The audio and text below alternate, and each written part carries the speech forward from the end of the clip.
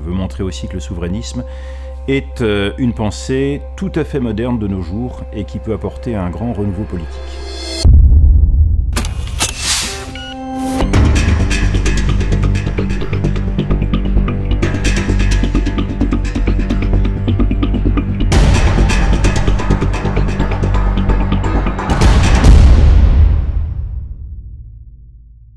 Bonjour, je m'appelle Marc Rameau. Je vais vous présenter Le souverainisme est un humanisme. Qu'est-ce que ce livre? Eh bien, c'est un manifeste du souverainisme. Je suis moi-même un souverainiste convaincu. Je ne suis pas une des grandes figures du souverainisme, mais j'interviens par voie de presse et par voie de vidéo. Je suis assez connu dans ce milieu politique pour défendre l'attachement à la France, l'attachement à sa culture, l'attachement à notre pays et à la civilisation qu'elle représente. J'ai souhaité faire ce livre parce que je souhaitais une approche inédite du souverainisme, une approche qui soit positive, une approche qui soit proche de l'homme, de l'ouverture au monde, qui montre que le souverainisme n'est pas un sentiment de nostalgie surannée, ni un repli sur soi, mais au contraire une vision complète du monde et de l'attachement que l'on peut avoir à sa culture d'origine, tout en étant parfaitement ouvert à celle des autres. Dans le privé, je le précise, donc je suis à la fois, je dirais, un influenceur, quelqu'un qui intervient beaucoup dans les réseaux sociaux, dans les médias, sur le souverainisme, et à titre privé, je suis un professionnel des nouvelles technologies. Je suis passionné aussi d'histoire ancienne, notamment d'histoire médiévale ancienne, et je fais une continuité complète entre cette histoire ancienne et mon domaine de profession, qui est un domaine au contraire extrêmement moderne. Je veux montrer aussi que le souverainisme est une pensée tout à fait moderne de nos jours et qui peut apporter un grand renouveau politique. Le souverainisme, sa définition comporte deux choses, je pense. C'est à la fois l'attachement à sa culture et à son pays, d'origine ou pas d'ailleurs, parce qu'on peut très bien, à l'instar de Romain Gary, dire « je n'ai pas une goutte de sang français, mais la France coule dans mes veines ». Ça peut être donc un pays d'adoption, mais on a choisi de s'embarquer dans sa culture, dans la grande épopée que ce pays représente, parce qu'on considère que c'est une belle épopée. Donc c'est déjà cet attachement. Dans le souverainisme, il y a aussi la notion, comme son nom l'indique, d'être souverain, c'est-à-dire d'être maître de soi-même. Donc de conserver son autonomie de décision. C'est très lié également, évidemment, à la liberté des personnes. Autrement dit, une nation libre est faite d'hommes libres.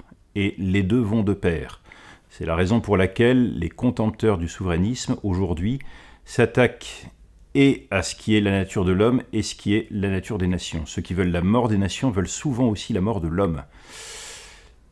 L'humanisme, c'est un mouvement que l'on date généralement du XVIe siècle, qui est né à la fois de la Renaissance, de la redécouverte de la culture grecque et romaine, donc d'une floraison, d'une éclosion de cultures, puisant à la fois d'ailleurs dans des racines anciennes et des racines totalement nouvelles, éclosion artistique, scientifique, fondée sur une certaine confiance dans l'homme aussi, qui n'a pas cherché d'ailleurs à définir un homme nouveau, mais plutôt qui a été de retrouver les caractéristiques essentielles de ce qui fait l'homme, de ce qui fait l'âme de l'homme.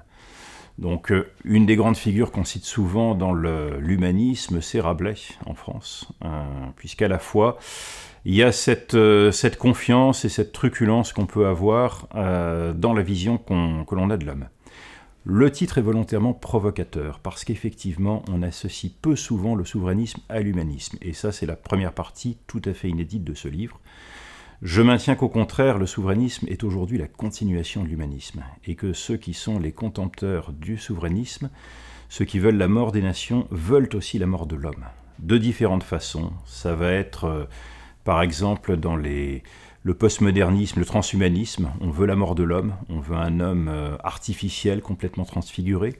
Ça peut être dans la culture woke qui va nous enjoindre de nous auto-flageller, d'être dans la repentance permanente. Donc on souhaite aussi disparaître quelque part, c'est-à-dire la tolérance et l'ouverture aux autres est au prix de la propre disparition de soi.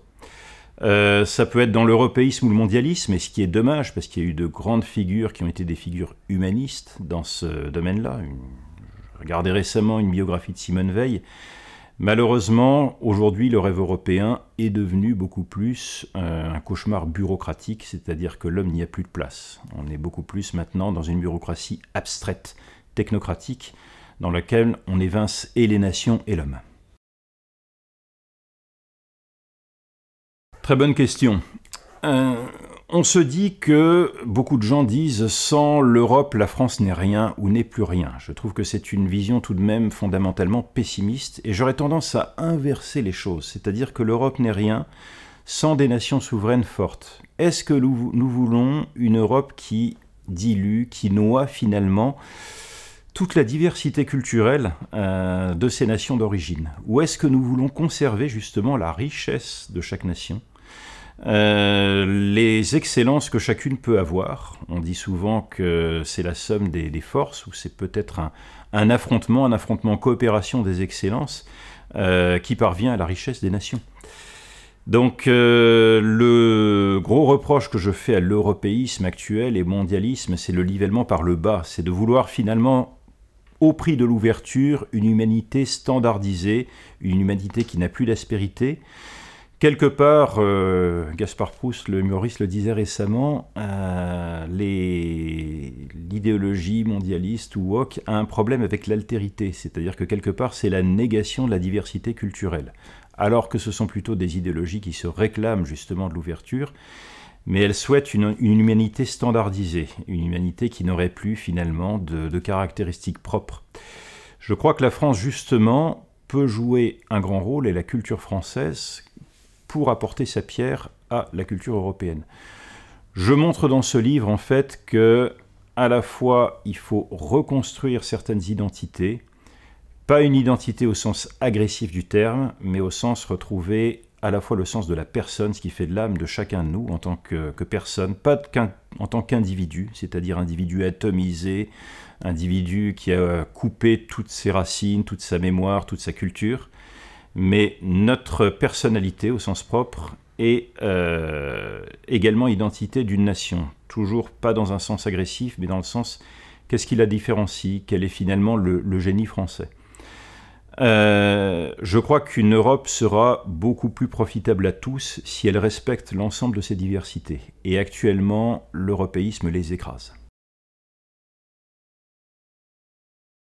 L'Europe, on reste dedans. Par contre, l'Union européenne, c'est quelque chose de très différent de l'Europe. Alors, je ne suis pas pour sortir de l'Union européenne. Là-dessus, j'ai le même principe que Coralie Delhomme, qui était une grande souverainiste, à laquelle je rends hommage, qui est morte prématurément d'un cancer, qui disait « Je ne suis pas du tout pour la sortie de l'Europe. Je suis pour le fait que l'UE, dans sa forme actuelle, meure. Meure pour renaître sous une forme qui soit beaucoup plus démocratique et beaucoup plus proche, justement, des hommes. »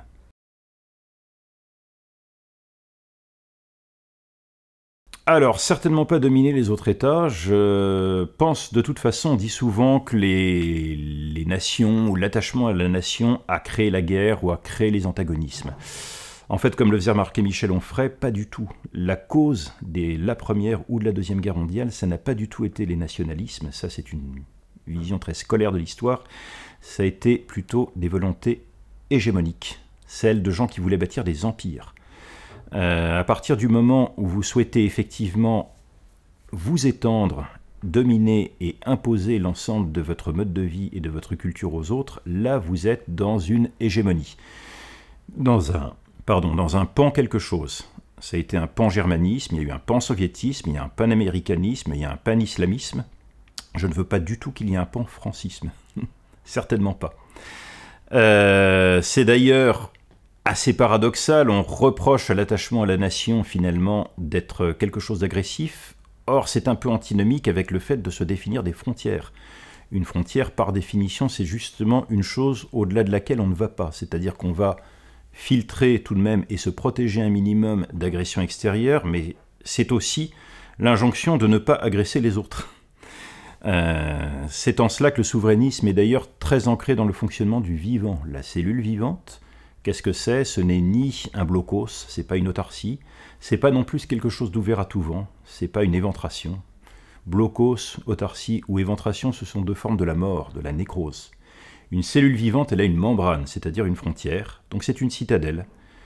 Elle est ouverte au monde, sinon elle mourrait, mais elle est sélective. C'est-à-dire, il faut être ouvert au monde, il faut être généreux vis-à-vis des autres, mais de façon lucide. La nature peut être cruelle, il y a des civilisations qui ne sont pas nécessairement bienveillantes ou qui sont fondées sur des principes qui peuvent être des principes justement agressifs, des principes où on s'impose par la force, par l'intimidation. Ce n'est pas notre culture, ce n'est pas la culture française. Donc il faut à la fois être ouvert sur le monde, mais ne pas être naïf non plus vis-à-vis de cela.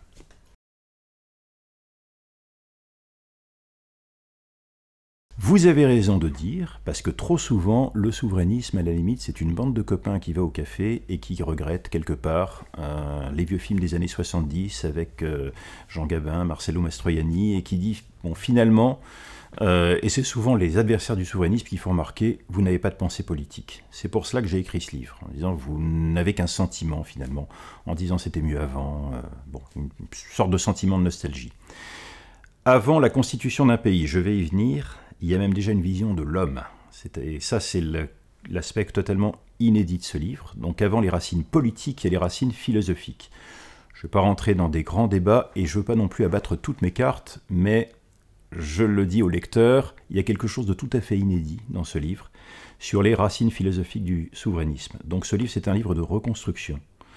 La déconstruction est à la mode, on nous enjoint tout le temps d'être déconstruits, finalement de nous dessaisir de tout, ce qui nous fait et notre identité personnelle, et notre attachement à notre culture et notre histoire. Les deux vont de pair. Je reconstruis les deux, c'est-à-dire je reconstruis quelque part ce qui est l'âme d'un homme. Ça peut être au sens religieux pour ceux qui sont religieux, mais il n'y a rien d'obligatoire. C'est-à-dire ça peut être une reconstruction totalement laïque. Je m'appuie sur une pensée qui est à la fois très ancienne, et à laquelle je donne une tonalité très moderne, de par toutes mes connaissances dans les nouvelles technologies. Et donc je reconstruis ce qui peut être considéré comme le noyau de ce qu'est une personne et son individualité invincible, ce qui fait que son caractère, sa personnalité est quelque chose qui perdure, quelque chose qui s'ancre au plus profond du monde, qui fait partie des lignes de force du monde.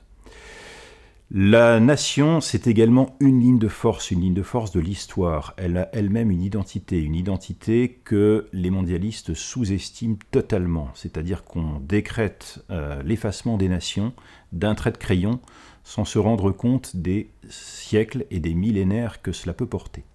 Il ne faut pas que la nation écrase l'individu. Évidemment, je ne suis pas de ces souverainistes qui considèrent qu'à partir du moment où vous êtes français, vous êtes ceci ou cela. Il y a des gens qui sont français et à la limite ne mériteraient pas d'appartenir à la culture française. C'est simplement la rencontre, le souverainisme, c'est la rencontre en ce qui fait votre personnalité propre, qui a une sorte d'enracinement invincible au monde, et je explique dans le livre pourquoi. C'est un enracinement qui perdure comme la vertu d'une plante, très très forte, et l'identité d'une nation. L'ensemble des deux, cette rencontre fait l'ensemble de la personnalité d'un homme ou d'une femme, c'est-à-dire à la fois son caractère, et même y compris ses aspérités, ses bons comme ses mauvais côtés, et aussi l'histoire, la culture dans laquelle il va puiser constamment. Même les gens qui sont contre le souverainisme sont quelque part ingrats, ils s'appuient très souvent de toute façon sur la langue, sur un fond culturel français, en le déniant totalement. Une fois que ces bases philosophiques sont posées, et elles sont importantes parce que ça montre justement que ce n'est pas seulement une nostalgie, c'est une vision du monde, une vision de l'homme et une vision du rapport de l'homme à sa culture et à sa culture d'origine. On a une vision totalement différente de ce qu'est le souverainisme. D'abord sur le plan politique. Le souverainisme, c'est déjà l'homme universel.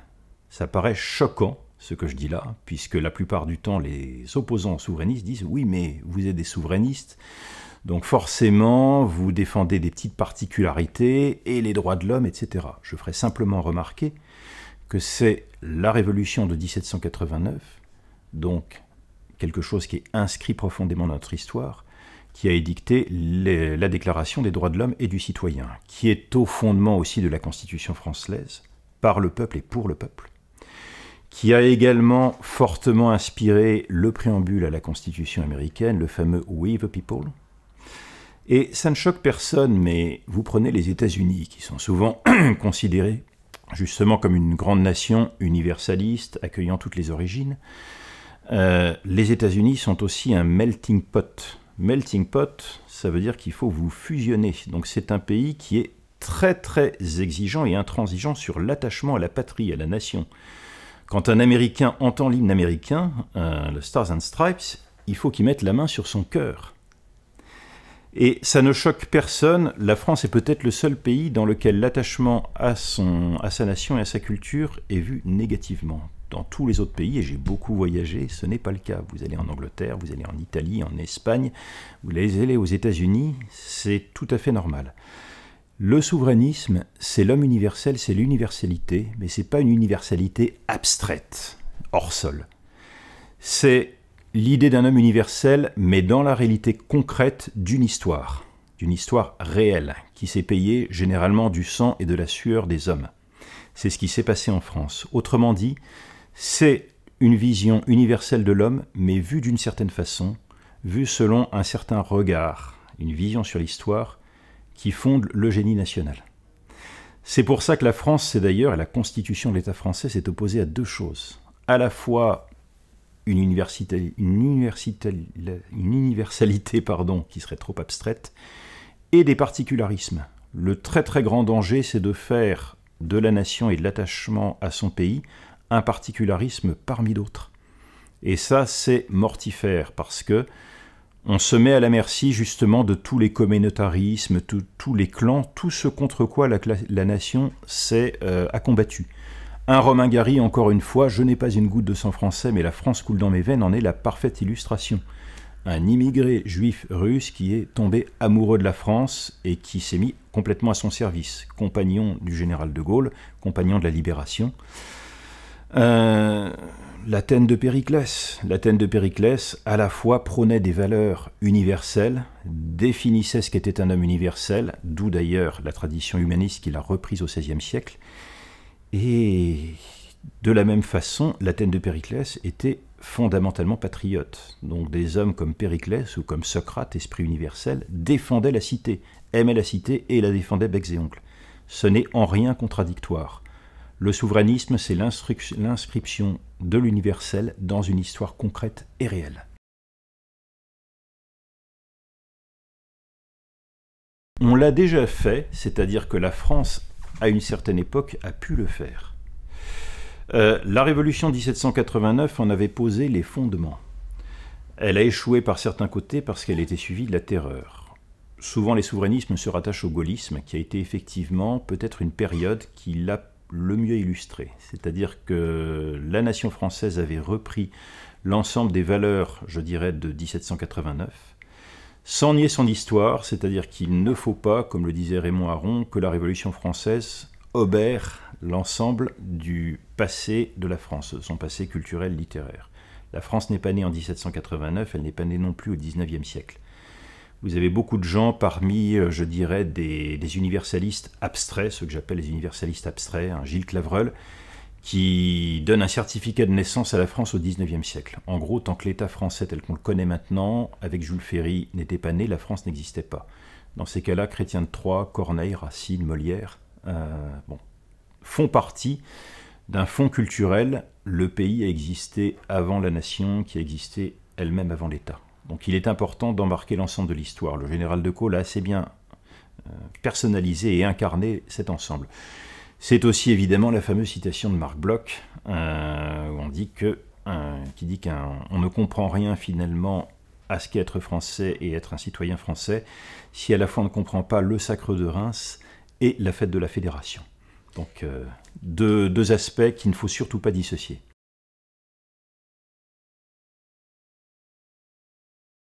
Je comprends. De toute façon, il ne faut jamais craindre l'adversité, hein. C'est-à-dire que forcément, à partir du moment où vous tenez une position, elle va rencontrer un certain nombre d'adversaires.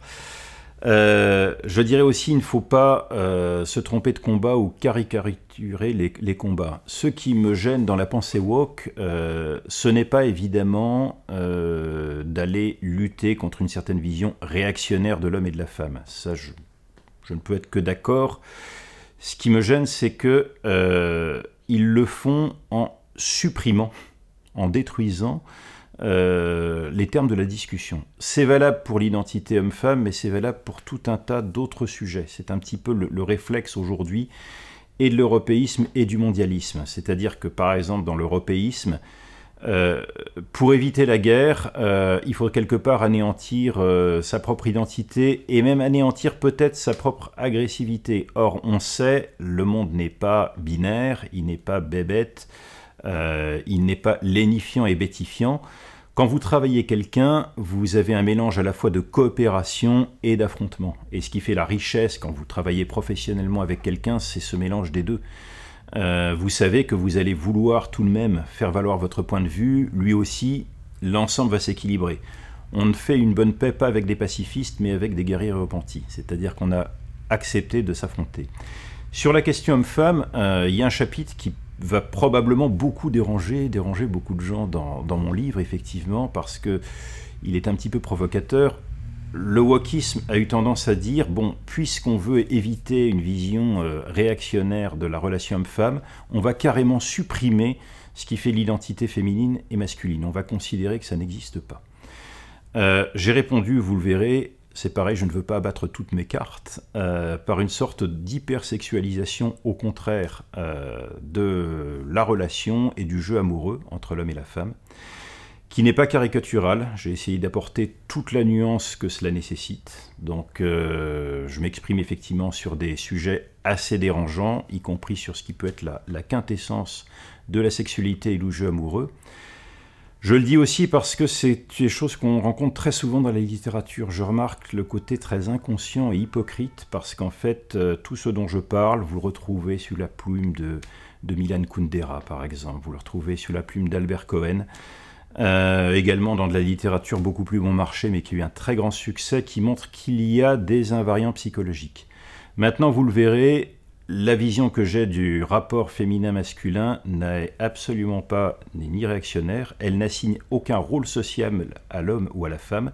Maintenant, elle définit effectivement des identités féminines et masculines. Un jeu amoureux, vous allez me dire quel rapport avec le souverainisme? Cela en fait partie à deux titres. D'abord parce que je défends une certaine vision de l'homme, homme et femme, donc au sens anthropos, pas andros. Donc ça fait partie de la vision de l'homme et de la femme, et qu'on cherche à dessaisir l'être humain aujourd'hui de toutes ses identités, sociales, culturelles et sexuelles. Ça fait partie de ce mouvement de dépossession, aussi parce que la France et la tradition française a su très intelligemment je dirais incarner et porter en art de vivre ce que je décris dans le livre sur la relation du jeu amoureux et la relation de l'homme et de la femme, dans une tradition française qui est très connue, très ancienne.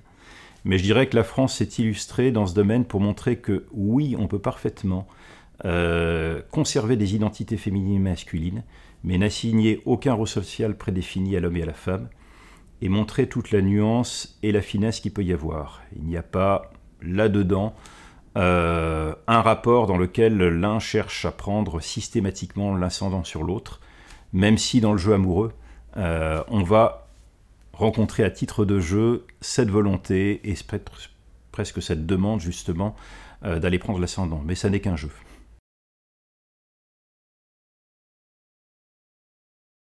In fine, le souverainisme est un humanisme. C'est un ouvrage qui va déranger les positions habituelles que l'on peut avoir sur le souverainisme. D'abord parce qu'il ancre le souverainisme dans des racines philosophiques et une pensée philosophique et politique profonde. Ce n'est plus uniquement un sentiment, une nostalgie, mais il lui donne, je dirais, ses lettres de noblesse politique. Il montre que c'est une véritable vision du monde. Il en résulte des choses qui paraîtront très paradoxales, mais que le souverainisme est une pensée une pensée politique qui permet d'atteindre une véritable universalité de l'homme. Une universalité justement qui a été créée par l'humanisme. Pas une universalité abstraite, celle de l'Europe et du mondialisme, mais une universalité concrète, ancrée dans l'histoire, qui n'est ni béate ni laudatrice. Deuxième point, paradoxal, le souverainisme est peut-être aussi le meilleur antidote au racisme. Les véritables antiracistes sont les souverainistes. Ça peut paraître paradoxal, je me réfère toujours à la phrase de Romain Gary, « Je n'ai pas une goutte de sang français, mais la France coule dans mes veines ». La nation est peut-être l'un des meilleurs antidotes, justement parce qu'elle fait complètement fi de vos origines à partir du moment où vous vous embarquez dans l'aventure que constitue un pays, une culture, à laquelle vous voulez participer. Et donc dans cette époque qui se prétend antiraciste, mais où finalement on attise les haines entre communautés, la nation peut être le creuset qui permet de raccommoder l'ensemble de la société. En économie, cela peut paraître paradoxal, parce que les mondialistes ou les européistes se targuent de compétences en économie. Si vous regardez de près, l'Union européenne n'est pas faite par des entrepreneurs. Je suis un homme du monde économique, je suis quelqu'un qui connaît beaucoup mieux le monde de l'entreprise que n'importe quel représentant de l'UE. J'ai mené des projets de haute technologie avec de nombreux pays, j'ai mené des appels d'offres, je suis un industriel qui connaît des réalités extrêmement concrètes. Le souverainisme sort d'une vision complètement lénifiante et bêtifiante de l'économie. Elle montre justement qu'il peut battre le mondialisme aisément sur le terrain économique. Pourquoi? Parce que toutes les économies fortes appliquent une même recette. Les USA, Chine, Japon, Allemagne. Être totalement libre-échangiste en matière de biens et services, mais être en revanche tout à fait protectionniste sur son savoir et son savoir-faire. Les États-Unis sont une des nations les plus protectionnistes au monde sur leur savoir et leur savoir-faire. Et je le montre. C'est très très factuel ce que je dis. Donc il n'y a pas les bons ouverts et les méchants fermés. C'est beaucoup plus complexe que ça en économie. Emmanuel Macron est en train de le découvrir, se prétendant moins naïf sur ce sujet. En économie, il est important de conserver vos avantages compétitifs. C'est pour cela que la richesse de chaque nation, la richesse des nations, comme disait Adam Smith, nécessite de conserver un creuset culturel qui est sur le plan économique votre avantage compétitif. Enfin, sur le plan culturel, le souverainisme, c'est la véritable ouverture au monde. Vous êtes ouvert aux autres seulement si déjà vous êtes à l'aise, si vous êtes stable dans votre propre culture. Sinon, vous risquez, c'est un mécanisme psychologique presque freudien, vous-même d'être inquiet, d'avoir des réactions de peur, d'être déstabilisé. L'ouverture au monde, c'est pareil, ce n'est pas une ouverture naïve. Je citais la membrane cellulaire, donc il faut être ouvert aux autres, l'autarcie c'est la mort. En revanche, il ne faut pas être naïf sur ce qui fonde les civilisations et sur les valeurs que chaque civilisation porte. Je me réfère une fois de plus à Claude Lévi-Strauss, ce que je fais beaucoup dans l'ouvrage, et la fameuse conférence qu'il avait donnée à l'UNESCO, qui commence par un véritable plaidoyer antiraciste, mais qui suit en disant « Attention, la condition de survie des cultures et des civilisations, c'est qu'elles doivent avoir un certain degré de surdité », un mot qui a fait couler beaucoup d'encre, c'est-à-dire ne pas être naïf sur ce que d'autres civilisations peuvent porter, surtout quand elles ont des valeurs agressives. Donc le souverainisme, c'est justement l'ouverture aux autres, le véritable humanisme, pas un humanisme qui consiste à faire un reportage photo de 5 minutes et de montrer combien on est beau, généreux avec les autres. Ça cache beaucoup plus de l'ego et du narcissisme qu'un véritable humanisme. Le véritable humanisme peut être âpre, il peut être lucide justement sur les rapports humains, mais il n'en est que plus beau. C'est-à-dire que dans ces cas-là, la générosité s'appuie aussi sur l'intransigeance, sur l'exigence vis-à-vis des autres, qui est la véritable marque de respect.